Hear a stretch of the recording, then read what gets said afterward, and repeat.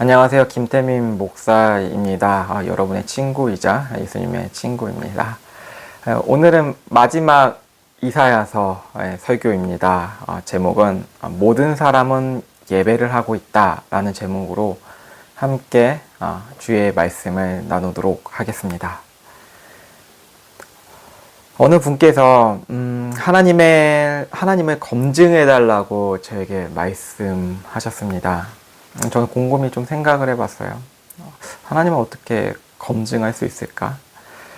저는 하나님을 분석하고 자기 마음대로 이해하려는 존재가 아니라고 하였습니다. 인간은 하나님을 섬기는 대상일 뿐 경외해야 한다고 말씀드렸습니다. 저는 설교를 이렇게 준비하다가 저는 다시 그 일을 생각하면서 이 말씀이 떠올랐습니다. 사탄아 물러가라 기록되었을 때 주 너희 하나님께 경배하고 다만 그를 섬기라 하였느니라. 그분이 사탄이라는 것은 아닙니다.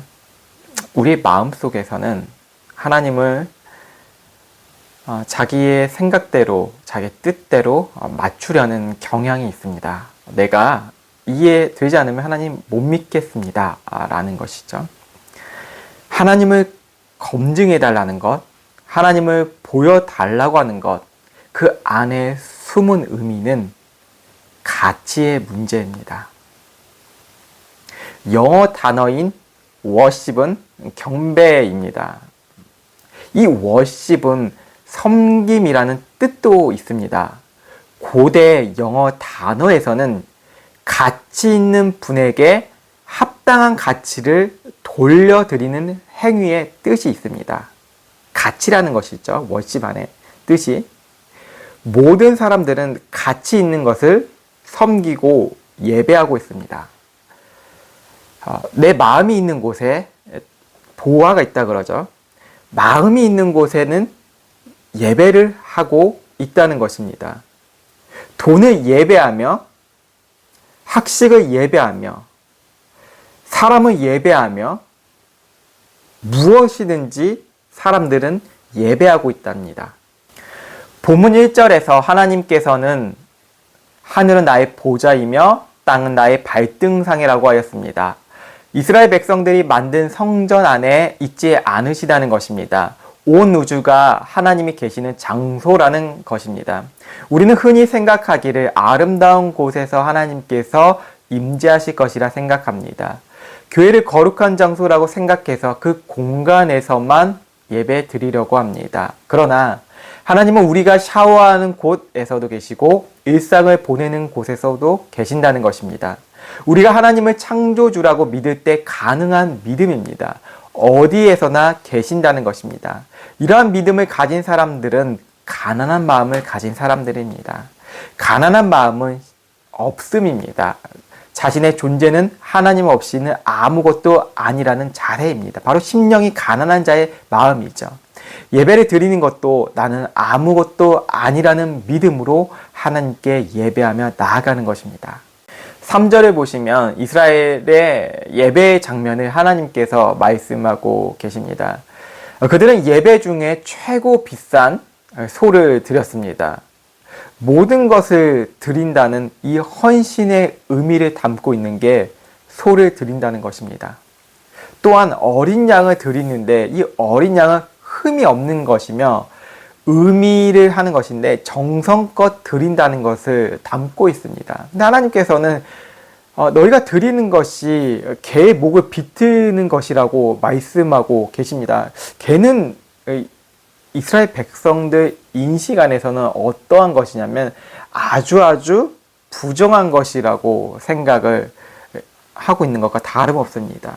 그리고 하나님께서는 너희가 드리는 그 예물이 돼지의 피와 다름이 없다고 말씀하십니다. 돼지가 되게 부정한 거잖아요. 이들이 정성껏 드리고 헌신을 의미하고 최고의 것을 드린다고 하는데 하나님께서는 너희들이 드린 것 다 부정한 것이야. 찬송하는 것이 다 우상을 찬송하고 있네? 라고 말씀하고 계신다는 것입니다. 그들이 하나님을 예배하는 것, 외식이라는 것이죠. 그들이 하나님께 드리는 것들 가증한 것이라고 말씀하고 계십니다. 11조를 드리며 감사헌금을 드리며 소제와 번제와 많은 예배 제사를 드렸는데도 그들이 하는 일들이 다 거짓된 것이라고 하나님께서 말씀하신 것이죠. 예배가 쇼가 되어버린 것이고 사람을 의식하는 행사가 되어버리는 것입니다. 이사야서 29장 13절에 복습해 볼까요? 이 백성이 입으로는 나를 가까이 하며 입술로는 나를 공경하나 그들의 마음은 내게서 멀리 떠났으니 그들이 나를 경외함은 사람의 계명으로 가르침을 받았을 뿐이라. 이 말씀 되게 익숙하시죠? 신약에서도 예수님께서 외식하는 예배자들을 향해서 이사야 이 말씀을 가지시고 동일하게 말씀하신 것입니다. 하나님을 마음에 두기 싫어하는 예배를 드렸다는 것입니다. 하나님보다 세상의 가치를 예배하며 우상 숭배를 했다는 것입니다. 하나님은 그런 이스라엘 백성들을 향해서 유혹당해 내버려 두십니다. 니들 알아서 해라 라는 것입니다. 로마서 1장 24절에 그러므로 하나님께서 그들의 마음의 정욕대로 더러움을 내버려 두사 그들의 몸을 서로 욕되게 하셨으니 악을 사랑하고 자기들이 원하는 가치를 예배하는 모습들을 그냥 내버려 두십니다. 하나님을 조롱해도 욕해도 하나님은 그저 내버려 두십니다. 예수님께서도 교회 안에서 예배드리는 사람들이 향하여서 양과 염소가 있다고 말씀하셨습니다. 진짜가 있고 가짜가 있다는 것입니다. 내버려 두시다는 것은 하나님의 심판의 때에 공의로 판결하시겠다는 의미도 있으며 또 다른 의미로는 기다리시겠다는 의미도 담고 있습니다. 5절에서 너희를 미워하는 너희 형제는 내 이름을 부른다는 이유로 너희를 따돌리면서 하나님 백성들이라고 말하는 사람들이 다 하나님 백성이 아니라는 것입니다. 아브라함의 자손이 다 믿음을 가진 사람들이 아니라는 것입니다. 거짓된 하나님의 백성들은 동일하게 하나님을 예배할 수 있습니다. 하나님을 진정으로 예배하는 사람들을 향해서 거짓된 하나님의 백성이란 사람들은 그분을 즐거워하는 사람들을 향해서 적당히 예배해, 적당히 하나님을 사랑해 라고 다그칩니다. 하나님을 사랑하는 것은 무엇입니까? 성경적 가치를 이 세상 무엇보다 사랑하는 것입니다. 곧 예수 그리스도를 사랑하는 것이죠. 그 가치에는 정직함도 담겨져 있습니다. 십자가는 너무너무나 정직합니다. 세상의 방식은 남을 속여 이익을 취하라고 합니다. 예수님의 족보를 보시면 누가 기록되어 있죠? 여성이 기록되었습니다. 로마의 황제는 자신의 족보 안에서 수치적인 일들을 한 사람이나 가문의 명예를 더럽힌 사람들을 족보를 수정했습니다. 족보에 부정적인 것들이 있으면 다 변경했다고 그렇게 역사적으로 기록되어 있어요. 우리나라도 마찬가지죠. 근데 마태복음에서는 예수님의 족보 안에 정말 부정을 저지른 사람들도 기록되어 있습니다. 대표적으로 유다도 있죠. 그게 몹쓸 짓을 했잖아요. 자기의 그런 수치적인 모습들을 기록되어졌죠. 이게 쉽게 얘기할 수 없는 문제죠. 다윗도 마찬가지고요. 여성들이 몸을 이렇게 함부로 파는 그런 여성들도 예수님의 족보에 기록되어 있습니다. 그게 무엇이죠? 정직함입니다. 십자가 안에서는 정직함이 있다는 것입니다. 예수 그리스도 안에는 그 모든 것이 드러난다는 것이죠. 세상적 방식은 남을 속여 이익을 취하라고 하잖아요. 하지만 성경적인 가치는 손해를 보더라도 정직하게 삶을 살으라고 말하고 있습니다. 무엇이죠 이것이? 하나님을 사랑하며 예배하기 때문입니다. 우리가 하나님을 예배하는 것은 무엇입니까? 우리가 한 것이 없다는 것을 대중 앞에서 증명하는 것입니다. 사람들의 SNS를 보세요. 뭔가 사람들에게 보여주기 위해서 자신의 그 수치를 가리잖아요. 좋아진 모습을 이렇게 이야기하려고 하죠. 자신의 어려움도 좀 각색해서 이야기하잖아요. 근데 우리가 하나님을 예배한다는 것은 모든 세상 앞에서 내가 세운 공로는 없다고 공언하는 것입니다. 과거, 현재, 미래 모든 시간 속에서 하나님이 다 하셨다는 것을 고백하는 것입니다. 어떻게 보면 우리의 수치를 사람들 앞에 드러내는 것이죠. 우리의 연약함을 드러낸다는 것이죠. 그게 바로 십자가의 길이라는 것입니다. 이런 고백들을 하면, 세상 앞에서 하면 사람들은 미쳤다고 할 것입니다. 야, 그런 말을 해? 오히려 무능한 존재라고 욕할 것입니다. 세상 사람들이 내가 하나님 앞에서, 사람들 앞에서 나의 나약함과 연약함을 고백하면 오히려 맞장구를 쳐야 합니다. 맞아. 미쳤어, 나. 되게 무능한 존재야, 내가. 나는 당신이 생각한 것보다 더 무능하며 세상에 누구보다 악하다고 말할 수밖에 없어. 왜냐하면 우리의 죄는 당신이 생각하는 것보다 상상 이상이야. 너무너무나 죄가 너무너무나 커. 나의 수치는 너무너무나 커. 그 죄를 사하시려고 하나님의 아들 예수님께서 나를 위해서 죽으셨어. 우리는 하나님께서 하신 일들을 예배하며 기뻐할 수밖에 없는 것을 세상 앞에서 드러내는 것입니다. 우리는 하나님을 예배하는 것은 그분이 모든 것을 창조하셨고 우리가 그리스도 안에서 새롭게 되었다는 것을 믿고 있다는 것이죠. 창조가 있잖아요. 옛날 옛적의 이야기가 아닙니다. 창조는 지금도 일어나는 것입니다.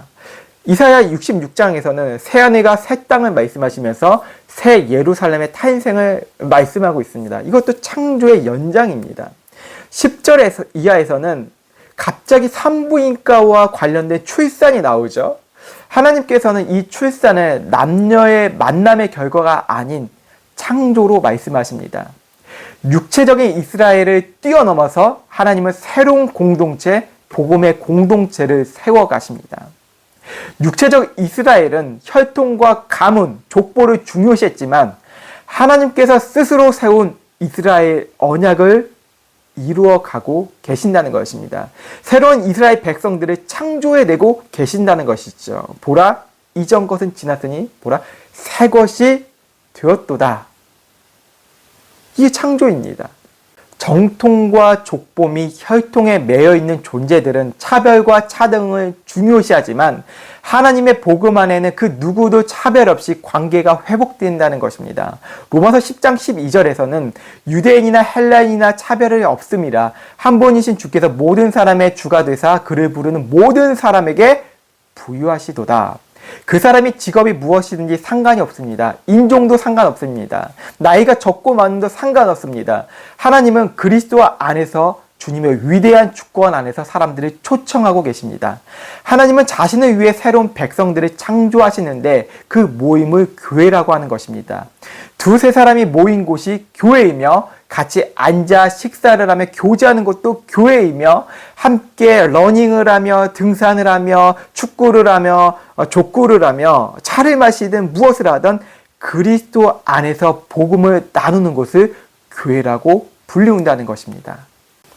그 교회는 세상 가운데 하나님께서 보존하십니다. 바로 남은 자 사상, 우리 지난주에 나눈 그 신학이죠. 남은 자 사상, 이사야의 큰 줄기입니다.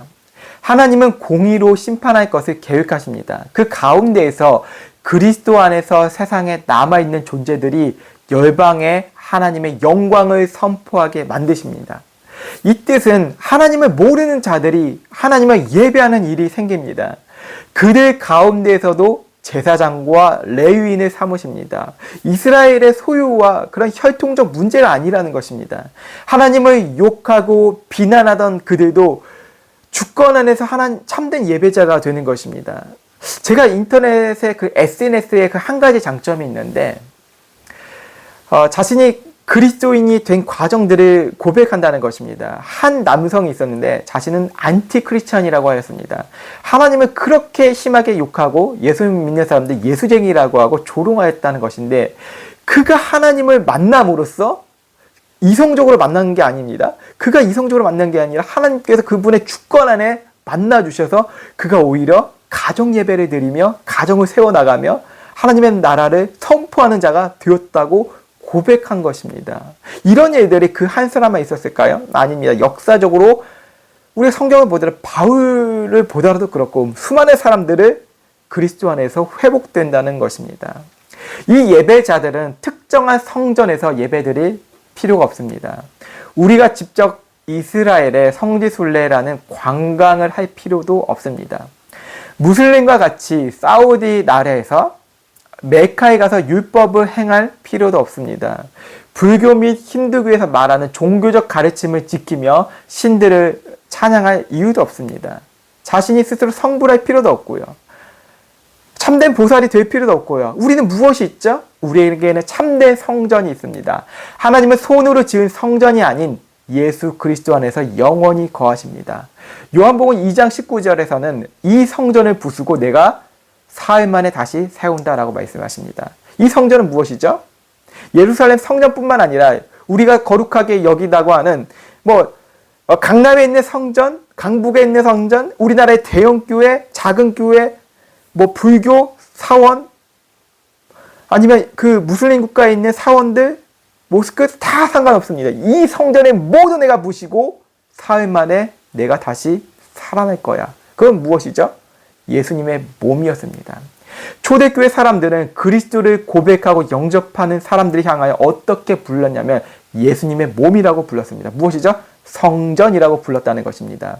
우리 자신이 예수님을 영접함으로 그분과 더불어 함께 살아감으로써 성전으로 살아간다는 것입니다. 즉, 복음은 건물을 무너뜨리고 마음을 재건합니다. 우리는 더 이상 성직자를 의존하며 의지하지 않습니다. 리더자들을 부정하는 것이 아닙니다. 우리 모두 참된 제사장 공동체가 되었다는 것입니다. 조금 전에 나누었듯이 하나님은 유대인만 아니라 열방 가운데 제사장을 삼으십니다. 베드로전서 2장 9절에 너희는 왕같은 제사장이다 라고 선포하셨습니다. 교회는 무엇입니까? 나는 무엇입니까? 부모는 무엇입니까? 가정은 무엇입니까? 회사는 무엇입니까? 각 모습마다 정의를 묻습니다. 무엇입니까? 우리는 정의할 수 있습니다.